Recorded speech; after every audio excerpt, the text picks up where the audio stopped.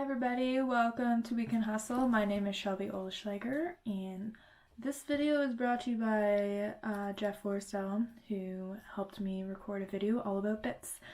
Part 1 came out, this is part 2, and please, if you could subscribe to keep up and follow and check out all the new cool things that I have going on, because you don't want to miss it. October is very exciting for myself, and I would love to show you, so please subscribe.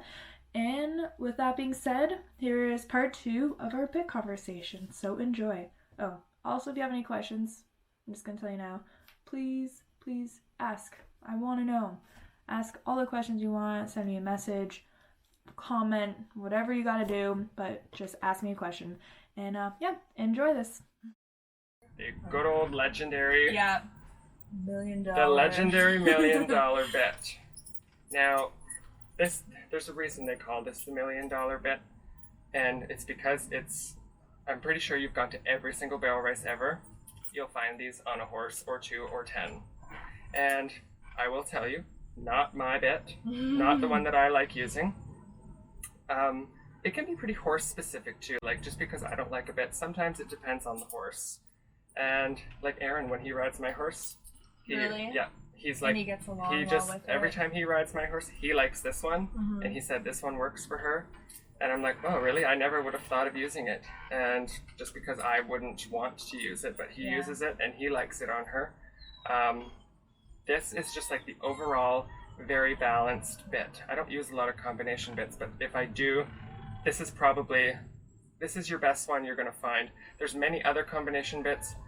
And I don't know, it's like they started playing around and trying to make different ones, you know, like all bits, you know, they try and make different ones, but you truly won't find probably a better balanced one than this, you know. It's got a good amount of gag, good amount of shank. It does come in short or long. This is just the standard. Short amount of gag to help your horse, you know. The purpose of gag in a run is help set your horse, give them a little bit of signal, and then one thing that I find it really helps with is, let's say you get caught in the backside of a turn or something, a bit with no gag, your horse might pop or brace on it, whereas a gag, they might... It's like forgiving. It gives a little bit more forgiveness, and it also helps your horse stay bendy. So like I said, my horse already bendy, I don't need to put a bendy bit. So a horse that's a little bit... Like this has everything in one. Yeah. You've got some bend. The purpose of a noseband in a combo bit is to stiffen a horse.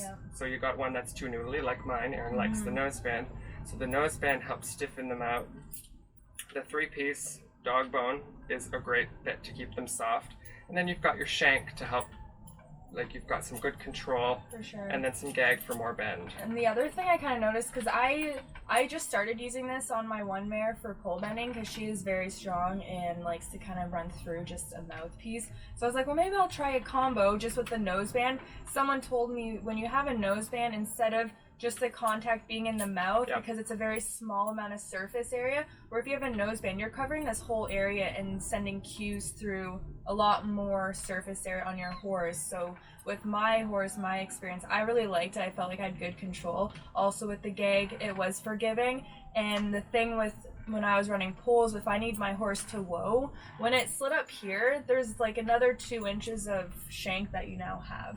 And I had mine a bit looser, so, and it seems like it just naturally fits like that, where it's supposed to allow you to slide it.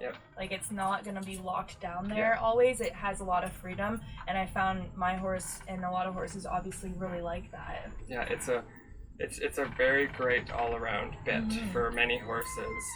Awesome. Cool. Well, now that we've gone over some bits that we like. Not all, but some. Yeah. One question I have for you that I saw. Do you think, which I already know the answer, but for when someone's going to pick a specific bit for their horse and what they think will work, should they go for something maybe a bit harder of a bit or lighter just in general? Like, do you think it's okay to bit up your horse?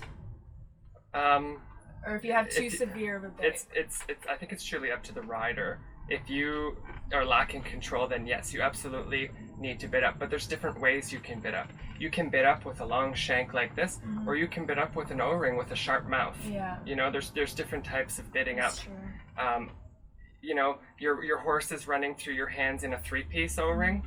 Put him in the 2-piece. and they'll back off of the 2-piece. Mm-hmm. Okay, I had a horse that was, when I first started my horse, I was like, oh, she's heavy, she's pulling on me, and I was riding her in little shank bits and 3-piece mouthpieces, and someone just put an O-ring with a double mouthpiece, and I don't typically always use the 2-piece mouthpiece, but when I do want to back a horse off my hands, you'll put that 2-piece, they'll get that little crack, and then they'll back off. Yeah. So like bidding up your horse is not necessarily going for that big shank. It depends on the horse. It depends what you like.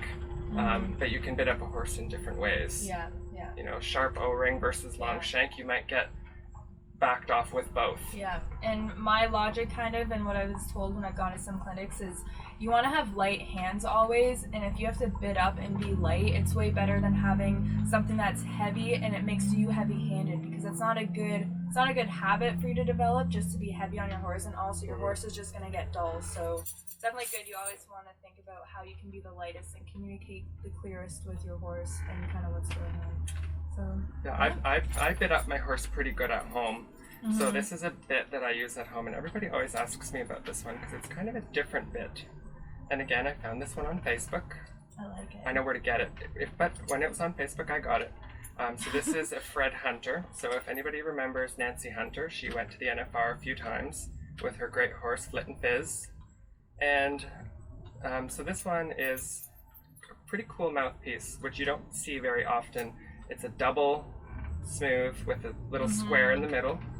And this, whenever somebody has trouble breaking a horse at the pole, this is the bit that I give them. Because that double bar mouthpiece, as soon as you lift your hand, the horse just breaks at the pole.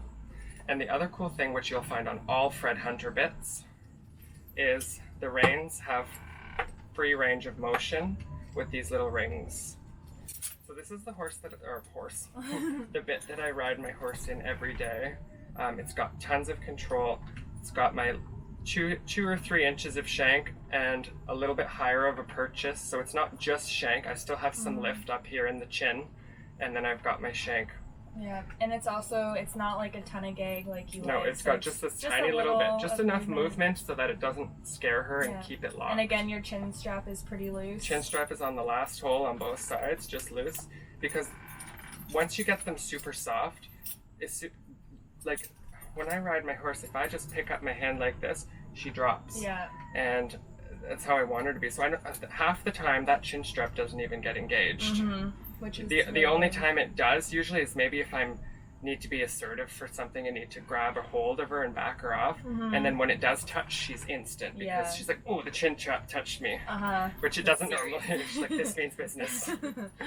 Oh, that's so awesome. This is I use this one pretty much every day. The odd time I'll switch out of it. And you don't run her in that? I have, and actually this bit, I went to the Canada Day in this, and I had always wanted to run in it, and I was running in a Hackamore earlier this summer, and it just wasn't, I don't know, I just wanted to have a little bit more of a snap with a mouthpiece, and I said, you know what, I think she's mature enough now, because this is for a pretty broke horse. You can't probably just put this in any horse and expect miracles. It's probably a pretty broke horse type of bit. And I said, okay, I'm going to try it. I said, actually, I had gone to warm up in it. And I was warming up, and I'm like, oh, she feels good. I'm going to go put my running bit back on. And then I said, oh, you know what? No, I'm not doing it. I'm going to try Today's the day. I'm like, today's the day. I'm trying it. And you know what? I went hellbent for leather and hooked 3 barrels. And we clocked a 15-1 at Ancaster. Oh my gosh. Which was like our fastest time. And that is super, it was, super you know, good. 3/10 off Showmance. I'm like, I'll take it. I will take it any day of the week. So you don't use it anymore now? So then I used it a few times. It worked really well indoors. So I ran with it indoors. I don't know if because I tried it outside, and I don't know. Maybe it was too much bit. Yeah, you have to be. But because when I was inside, I probably didn't have to touch it. Yeah. Right? She would just kind of come around. Whereas when I was outside, maybe with a little more run and I had to grab it, wasn't her favorite thing. Yeah. She made good runs in it because she always makes the same run.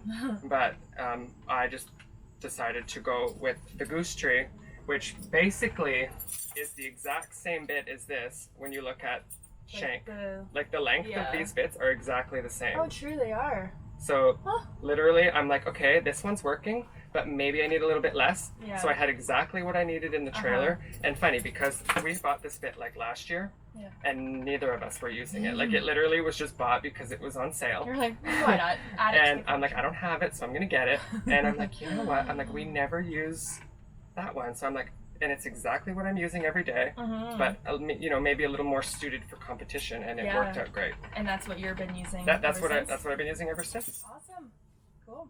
Well, I think that wraps it up for our bit discussion. We could for talk now. for hours. Honestly, we could. I feel like it's been a long time, so we're gonna have to do another one for sure. Before we miss our runs. Yeah, I know. I'm like, polls. There still must be on polls. I hope so.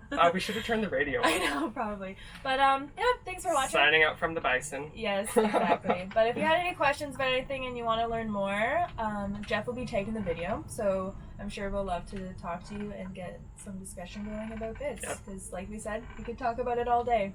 So, thank you. Thank you.